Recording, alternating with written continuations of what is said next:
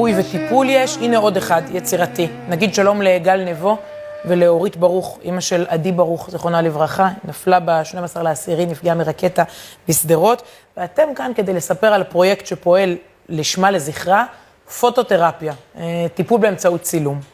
גל, איך זה מרפא?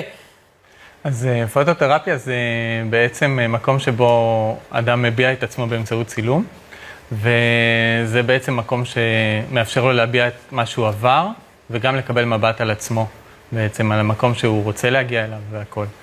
זאת אומרת, אנחנו רגילים להגיד, תרבות הסלפי, הם כל הם מצלמים את עצמם, אתה אומר, בוא נתעל את זה למשהו משמעותי. כי כשאתה מתמקד במקומות החזקים שלך, בכוחות שלך, במקומות שבהם אתה בעצם מרגיש שיש לך מה להגיד, אז אתה צומח למקום של מנהיגות. ואצל עדי חלק מהדרכים שלה לבטא את עצמה, היו לה הרבה כישורים, היה באמת תחום הצילום. נכון. עדי בגיל 15 מתאהבת במצלמה, רוכשת את המצלמה הראשונה שלה, ופשוט מתחיל פה סיפור אהבה. לאחר שהיא משתחררת מהצבא, היא פותחת עסק לצילום חתונות, וכששאלנו אותה למה דווקא צילום חתונות, היא אמרה, אבא ואמא, זה הרגע שבו מוסיפים עוד חיים בעם ישראל, ואני רוצה לצלם חיים. וואו. אז היא התעקשה לצלם את זה, וצילומי זוגיות והיריון, אלה שני הדברים שהיא התמקדה בהם, והייתה לה טביעת עין מאוד מאוד מיוחדת. זוגות ממש סגרו איתה עד ממש חודש יולי האחרון, לאחר השבעה שלה. אנחנו רואים תמונות שהיא צילמה תוך כדי, כך שבעצם אחרי שהיא נפלה, אתם צריכים להודיע לזוגות האלה נכון. פותחים את כל החוזים שעדי כבר סיכמה עם אנשים, מתקשרים אחד-אחד, מבשרים להם בעצם שעדי נהרגה, וממש עוד אתמול, אנחנו מדי פעם פותחים את הטלפון שלה ורואים דרך האינסטגרם עוד בקשות להצעות מחיר, כי לא כולם מקשרים ולא כולם יודעים. עדיין רוצים את הצלמת המוכשרת הזאת.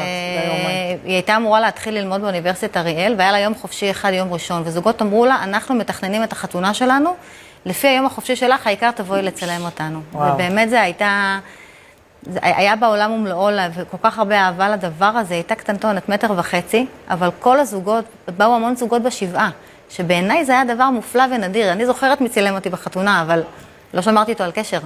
ובאו כל כך הרבה זוגות בשבעה שסיפרו שהיא הפכה להיות חלק מהם.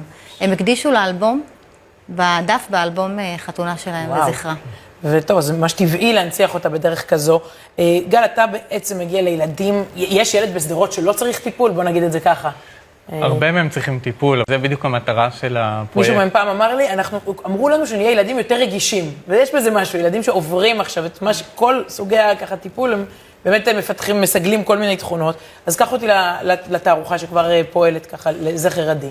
מה אתה עושה? התערוכה הזאת בעצם מבטאת איזה תהליך אישי של כל אחד, מה שהוא עבר, כי עברנו על בעצם כל אחד באמצעות הצילום, הביע משהו משלו. הביע איזשהו תהליך שהוא עבר, איזה כוח שהוא גילה בתוכו, איזה חוזק, איזה תהליך שהוא עבר מהמשפחה. והצילום הזה הוא בעצם מבטא את המנהיגות שלו בעצם. בוא נראה, תהל עובד, בת 10, תמונה שנקראת לראות את הטוב. את שוב, הכל בהדרכה שלך, ומה, הנה, מה זה? אז היא בעצם מתארת את המקום שהיא גילתה, שהיא יכולה לא לראות את הטוב רק בעתיד, להגיד הטוב יהיה בהמשך בשנה הבאה, אלא הטוב נמצא כבר עכשיו. כאילו, מצאנו הרבה מאוד מקומות טובים. מקומות יפים, לא, גם במלון, גם במקומות שהיינו בהם. אפילו עוד כמפונים, וואו. כן, אז גם שם גילינו טוב, ראינו דברים טובים, התחברנו, צמחנו, התחזקנו. זה המקום שהיא רצתה להגיד. יונתן יפת בן 14, תמונה שנקראת גבורת השוטרים. אז זה באמת תמונה מאוד מיוחדת שהוא לחד במצלמה במקרה, וילד שפשוט עומד מול תחנת המשטרה שהיא בדיוק מטר ממרכז חוסן. אתה פשוט יוצא ממרכז חוסן ואתה מגיע לתחנת המשטרה, והילד פשוט עומד ושואל את עצמו, זה ככה זה נראה, כאילו מה המקום שלי, איפה אני נמצא, מה הגבורה הזאת אומרת לי. הלל גבסי, 13, תמונה שנקראת געגועים.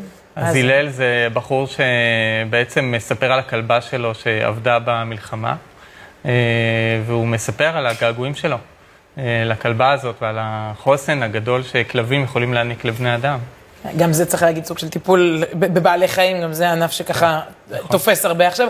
חירות משה בת 13, נקודות של אור. היא פשוט לקחה פצעי ירי בעצם שהיו על המיגונית מול המשטרה בשדרות ושמה שם פרח, ורצתה להגיד שזה מקום שאנחנו מתחילים לרפא אותו. הלל אמונה בן עזרי, גיל 12, גם תמונה שנקראת אור וצמיחה אחרי הקושי. אז היא לקחה את העץ כמשל, והיא כתבה עליו שיר שלם, שמדבר על עץ שהיה בשלכת, והיה במקום מאוד קודר ועם גשם, ועכשיו הוא פורח, ולקחה את זה כמשל לחיים שלה. תראה, בדרך כלל ילדים מצלמים כל הזמן סלפי ואת עצמם, פה אתה פותח אותם רגע לראות את אנשים בחוץ. מצלם סלפי, הוא בעצם מצלם את עצמו, הוא רוצה להגיד שיש לו משהו, יש לו אמירה להגיד. האמירה היא לפעמים שטחית, אבל כשאתה לוקח את זה למקום של מקום ערכי או מקום מנהיגותי, אז אתה פורח, זה אותו מקום בעצם. אורית, כבר ראיתם את התוצרים האלה, נכון? בשטח? לא. עוד לא. פעם ראשונה אני רואה את זה פה, עכשיו. אני חושבת שמכל הפרויקטים שהיו לזכרה של עדי, אני חושבת שזה הפרויקט שהכי מרגש אותנו, כי זה ממשיך את הדרך שלה. יש את המשפט שתלו בחתמר יהודה, איפה שעדי שירתה, כל עוד זוכרים אותי, אני חי.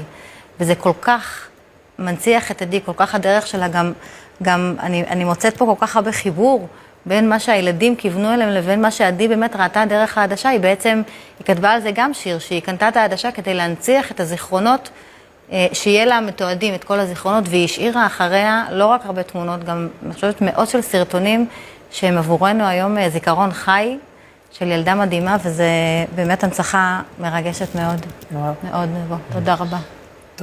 תודה רבה. לשניכם, בשורות עוד שנה טובה. תודה, שנה טובה. מבורכת לכל עם ישראל. תודה. עכשיו לתופעה מדהימה, מה שמדהים זה